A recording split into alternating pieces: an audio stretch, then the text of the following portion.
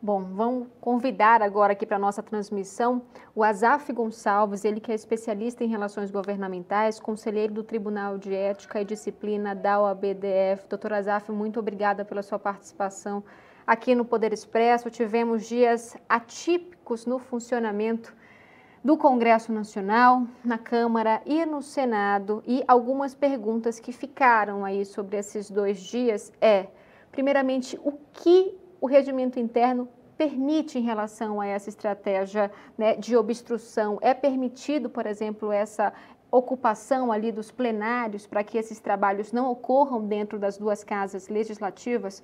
Muito boa tarde e obrigada aqui pela sua participação. Boa tarde, Suane, tudo bem? Olha, a gente viu algo grave, né, dentro do Congresso. A obstrução parlamentar ela é uma prática legítima e prevista nos regimentos internos da Câmara dos Deputados e do Senado Federal, né? Trata-se de um instrumento político e regimental que é utilizado principalmente pela minoria para retardar a votação de matérias indesejadas, forçar negociações ou chamar atenção para determinadas pautas, né? No artigo 83, o parágrafo 1º e seguintes, ele prevê o uso do requerimento protelatório, como verificação de quórum, retirada de pauta, adiamento de discussão, etc. O artigo 114, parágrafo 1º, né, do Regimento Interno da Câmara, ele reconhece o direito da minoria de utilizar a obstrução como instrumento de resistência política. No Regimento Interno do Senado, não há um artigo específico que trate de obstrução de forma nominal, mas há a previsão de diversos mecanismos de procedimentos que permitem, de forma indireta, requerimentos, destaques, retiradas de quórum em si. Bom, a obstrução legislativa como ferramenta regimental ela está prevista e é legal.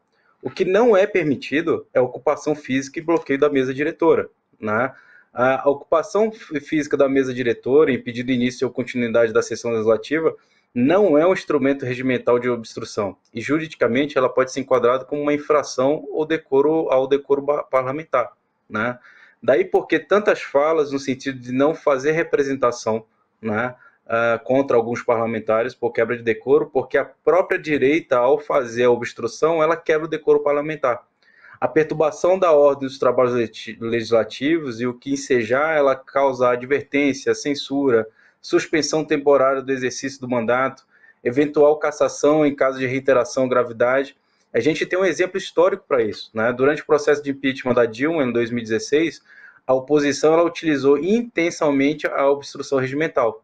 Contudo, evitou a obstrução física direta à mesa, pois ela sabia que isso poderia quebrar o ritual constitucional e resultar em sanção disciplinar, né? Se a gente for parar para pensar dessa análise constitucional aos limites do mandato, o artigo 53 da Constituição ela assegura a inviolabilidade dos parlamentares por suas opiniões, palavras e votos, mas isso não os isenta da observação das normas regimentais e do decoro parlamentar. Portanto, o direito à obstrução ela existe e é protegido constitucionalmente, mas não confere imunidade para condutas que inviabilizam o funcionamento da casa por meios não previstos no regimento.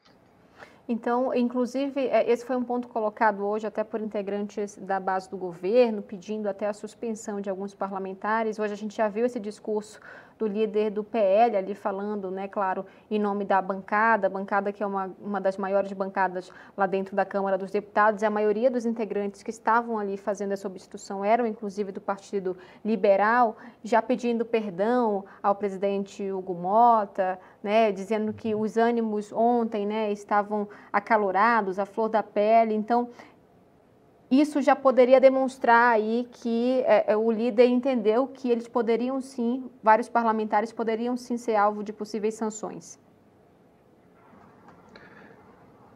Sim, a conduta do que aconteceu, né, ela prevê e ela aponta para essa quebra do decoro, né? Então, qual é a grande questão aqui, né? Quando a própria base de um partido como o PL, que liderou o movimento de obstrução, ele sobe à tribuna e manifesta reconhecimento de excesso, inclusive com pedido de desculpas ao presidente da Câmara, o que temos não é apenas um gesto político, é também um sinal de que a autoconsciência institucional começou a ser restaurada, né? Do ponto de vista jurídico e regimental, a possibilidade de aplicação das sanções disciplinares existe e está prevista tanto no regimento interno da Câmara, como por quebra do decoro parlamentar, e como também dentro do Senado. Se configurada a prática de conduta que atende atente contra o funcionamento regular da Casa, como a obstrução física das atividades legislativas, como ocorreu, ela poderá haver as sanções, advertências, censura, suspensão temporária do exercício do mandato. No entanto, ele é fundamental dizer, essas sanções não são automáticas.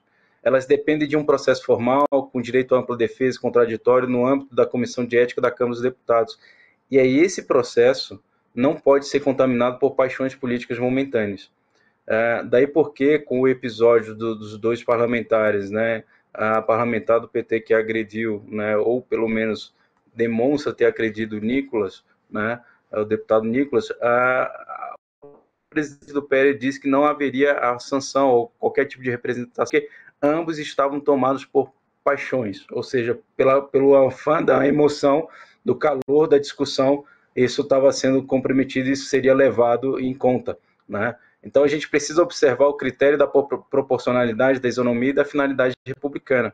É verdade que os ânimos estiveram acirrados, é verdade também que os limites foram tensionados, mas como constitucionalista preciso dizer, a restauração da ordem democrática não se faz com punição simbólica ou caça às bruxas, se faz com responsabilização consciente, legal e pedagógica.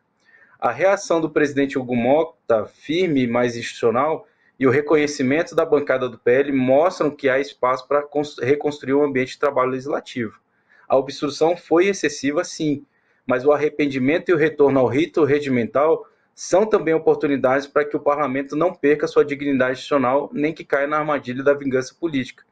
Neste momento, a palavra de ordem deve ser restaurar sem retalhar, corrigir sem colapsar, punir sem personalizar. O Congresso é a casa do povo e o povo espera maturidade e não espetáculo.